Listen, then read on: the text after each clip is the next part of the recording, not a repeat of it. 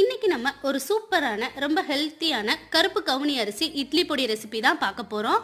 இந்த கவுனி அரிசியை குழந்தைகளுக்கு கொடுக்கும்போது அவ்வளவா விரும்பி சாப்பிட மாட்டாங்க. ஆனா இந்த மாதிரி இட்லி பொடியா செஞ்சு கொடுத்தீங்கன்னா அவங்களும் விரும்பி சாப்பிடுவாங்க. வாங்க எப்படி செய்யலான்னு பார்த்தரலாம். இதுக்கு முதல்ல ஒரு பேன்ல 200 கிராம் அளவுக்கு கருப்பு கவுனி அரிசி எடுத்திருக்கேன். இதை நல்லா கழுவிட்டு வெயில காய வச்சு நம்ம நல்லா வறுத்து எடுத்துக்க போறோம். மீடியம் ஃப்ளேம்ல வச்சு லேசா பொரிஞ்சதும் வேற ஒரு பிளேட்டுக்கு மாத்தி வச்சிடலாம். இப்போ அதே பேன்ல ஒரு 25 கிராம் அளவுக்கு கடலைப்பருப்பு, 25 கிராம் அளவுக்கு கருப்பு உளுந்து சேர்த்துட்டு நல்லா வறுத்து எடுத்துக்கோங்க.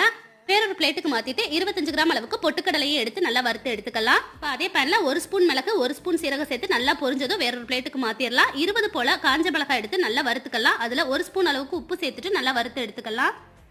இப்போ இதுல ஒரு கைப்பிடி அளவுக்கு கருவேப்பிலையை சேர்த்துட்டு நல்லா ட்ரை ரோஸ்ட் பண்ணி எடுத்துக்கலாம். எல்லாம் நல்லா ஆறுனதும் ஒரு மிக்ஸி ஜாருக்கு மாத்திட்டு இதோட 1/4 ஸ்பூன் அளவுக்கு பெருங்காயத்தூள் சேர்த்துட்டு நல்லா கொரன்னு அரைச்சு எடுத்துக்கலாம். அவ்வளோதான், ஒரு சூப்பரான கருப்பு கவுனி இட்லி பொடி ரெடி ஆயிருச்சு. நீங்களும் இதை ட்ரை பண்ணி